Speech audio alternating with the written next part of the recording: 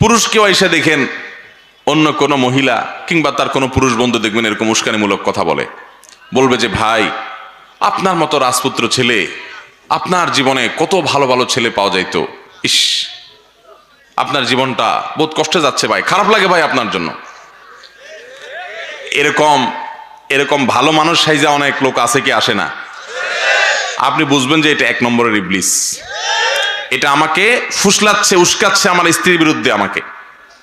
আবার কিছু আছে দেখবেন ডাহা মিথ্যা কথা বলে। কি মিথ্যা কথা জানেন? আইসা বইয়ের তারিফ করবে, এমন তারিফের তারিফ, এগুলো আরেক অমানুষ। আপনার বইয়ের তারিফ আরেক পুরুষের কাছে বলে বেড়াবেন, হাদিসে পরিষ্কার নিষেধ আছে, নবী করিম সাল্লাল্লাহু আলাইহি ওয়াসাল্লাম নিষেধ করেছেন। হ্যাঁ, একটা সহনীয় পর্যায়ে হতে পারে, বিশেষ করে তার প্রাইভেসি, ব্যক্তিগত বিষয়গুলোর কথা বলছে, সেগুলোর পরে হাদিসে নিষেধাজ্ঞা আছে।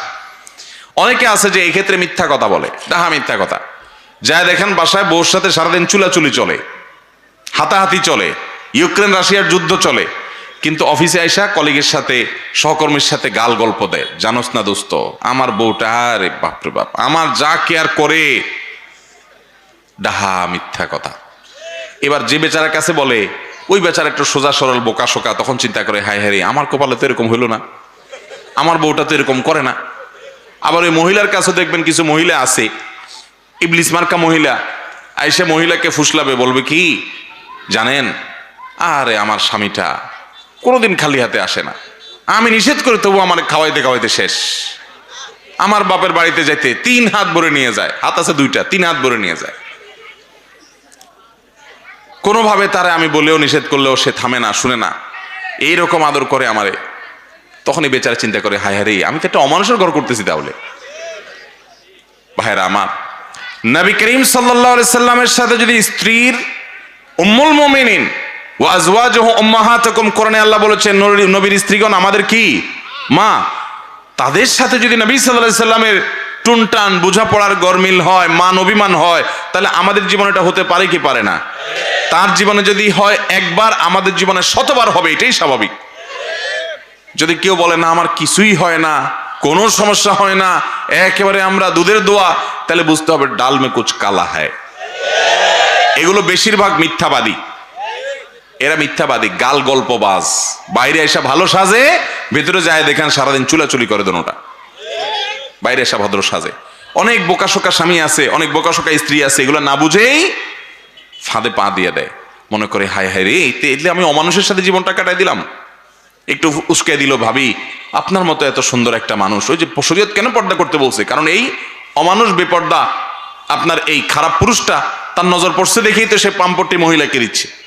এই মহিলাকে পাম্পট্টি দিয়ে বলবে ভাবি আপনার মতো এরকম সুদর্শন একজন নারী, আহারে এই অমানুষ আপনার কদর করতে পারলো না, আপনার রূপ লাবণ্যের মূল্য সে কোত্থেকে দিবে ভাবি। মনে রাখবেন সাক্ষাৎ ইবলিস এই লোক, সাক্ষাৎ ইবলিস। এই ইবলিস দেখে আপনি সাথে সাথে বুঝবেন যে এই বদের হাড্ডি আমার পাম্পটে দিচ্ছে, এর উদ্দেশ্য খারাপ, মতলব খারাপ। আর মতলব খারাপ হোক আর ভালো হোক, যাই হোক, সে আমার ভালো চায় না। ভালো চাইলে আমার স্বামীর সাথে আমার সম্পর্ক কিভাবে তৈরি হবে সে পয়েন্ট বলতো না, বলে সে সম্পর্ক দূর করার পয়েন্ট বলছে। মানুষ সুখে থাকার জন্য কৃতজ্ঞ থাকতে হবে, অকৃতজ্ঞ থাকলে পৃথিবীতে সবকিছু পাইও সে সুখী থাকতে পারে। সব পাইছেন, এরপরেও আপনার মনে হবে যে ওইটা তো পাই নাই, অভাব থাকতে পারে কি পারে না, বহু কিছু পাইছেন। আপনার স্ত্রী, তার ভিতরে অনেক গুণ আছে, কোনো গুণ নাই, আপনার চরিত্রটা তার মাধ্যমে হেফাজত হয়। একজন মুসলমানের কাছে এর চাইতে বড় আর কি চাওয়া হতে পারে? আর কি চাওয়া হতে পারে? তার রান্নাটা ভালো না, তার এটা ভালো না, তার ওইটা ভালো না, ডিমান্ডের আপনার শেষ নাই। বিয়ের যে মূল উদ্দেশ্য সেটা তো আপনার হচ্ছে যে আপনার চরিত্রের হেফাজত হচ্ছে তার মাধ্যমে। তার এই ঋণ আপনি কিভাবে শোধ করবেন? তার এই নেয়ামতটার মূল্যায়ন তো আপনার করা উচিত।